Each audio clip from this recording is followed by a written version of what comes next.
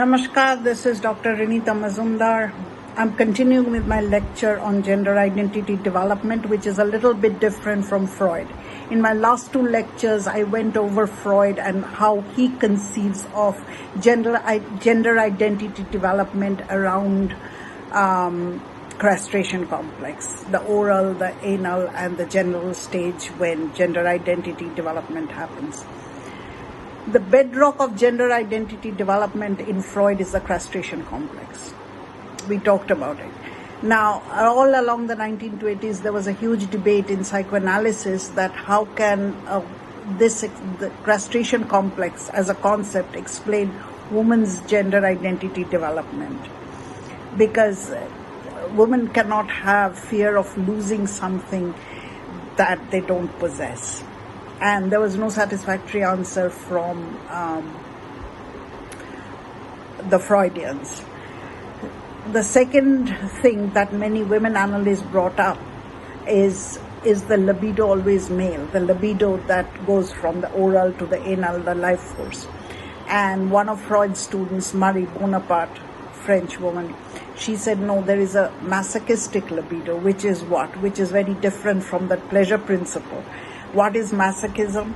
Masochism is when one gets pleasure out of pain. The masochistic libido plays in women through all their sexualities, menstruation, coitus, childbirth, everything is painful for women, every part of sexuality. And this sexuality is guided by the masochistic libido, not the pleasure-seeking libido of Freud that Freud talks about. And it circulates, and women can have sexual pleasure if they enjoy that masochism in their body. And when we do post-colonial theory, Hindu genocide will bring this question of masochism again. And she also said, Marie Bonaparte, that is also said that women's sexuality is concave, inward, and men's sexuality is outward, convex. The more interesting theory was given by another woman analyst, Helen Deutsch, a student of Freud. And she said that this masochistic libido is the feminine libido and it circulates. How so? Now we have to go back and think about what Freud said. I said that women's gender identity development happens when she discovers her already castrated state and she substitutes her original desire for the phallus, the organ of pleasure, to a desire for baby from father or father substitute. But the original desire goes into the unconscious, which is what the feminine unconscious is, the desire for the phallus, because we can only desire what we do not have. If I do not have water, I desire water. Now, she says this masochistic libido, the desire for the phallus, is not the feminine desire. It's the desire for the masochistic phallus, which is a desire to get the phallus inside the body, which is really a desire for the baby. And it circulates. How? Let's look at this diagram. The masochistic libido draws the phallus in coitus, in intercourse, inside the woman's body, and she gets the phallus from the other. Then she loses the phallus when intercourse is done. Then she gets the phallus when she's pregnant. It's the phallus, the baby is within her. Then she loses the baby when the baby is born. Then she gets the phallus back when she's lactating, when she's breastfeeding the child. She gets the phallus back. Then she loses the phallus when the child is weaned. She's no longer breastfed. Then she again gets the phallus back in intercourse.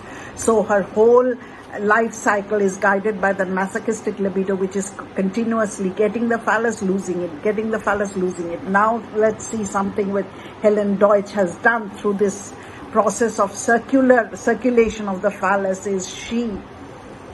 The woman's phallus is circular and it goes round and round, and it is this masochistic phallus is what keeps her femininity alive.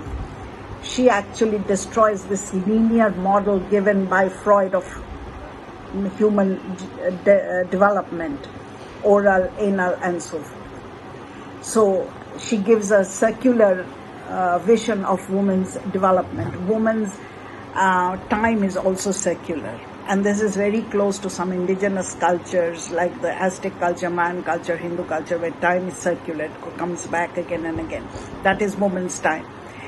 And the last person I'm going to mention is Ernest Jones, who was actually the translator of Freud. But my reason for mentioning it is because there is another theorist who gives an interesting twist about female identity, Joan Rivera. Now, first let's go through Ernest Jones. Remember, I said that there are two abnormal identities of feminine development according to Freud. One is frigidity and one is homosexuality. According to Ernest Jones, there are two types of homosexual women. One who has a subject libido, one who has an object libido. What is a object libido? She still desires the object, the male object, but she complains continuously about father's injustice, her not getting the phallus, etc. The subject libido is one who has fantasized that father has given me the phallus. She has adopted the phallus in her body, in fantasy. That's the subject libido. And she thinks she is father. So she enjoys femininity not in the self, but in the other, vicariously, like father would do. So it's about the subject-object relationship. Now she has the phallus. She is like father. Father has given the phallus. She enjoys femininity not in the self, but in the other.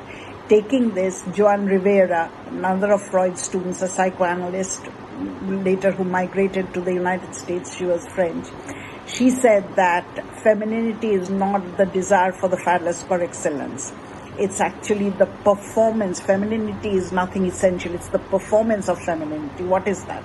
She says there are many women who are very good with male work, intellectual work, good public speakers, but they're also very good mothers and housewives. So they are both masculine and feminine. But because they can do the masculine job, public speaking, good at math, they can repair cars, do mechanical work, which is traditionally male job, they have cut off father's phallus. They have castrated father's phallus, especially women who are public speakers, because at that time women couldn't speak in public. It was a man's job. Like, Aristotle said that women have to be in the oikos and not in the polis. Now she's scared that father will take revenge because she has castrated him. So what she performs is she performs that she's stupid.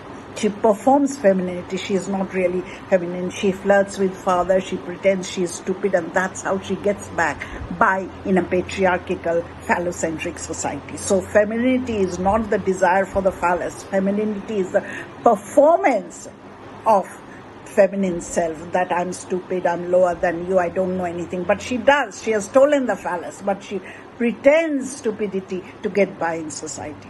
So for Jean Rivera, femininity is performative.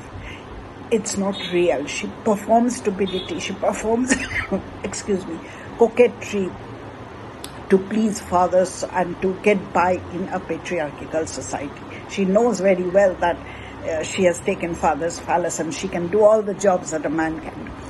So these are the debates that went after Freud in feminine identity development. Especially masochism is very important for us to understand genocide and the denial of Hindu genocide specifically.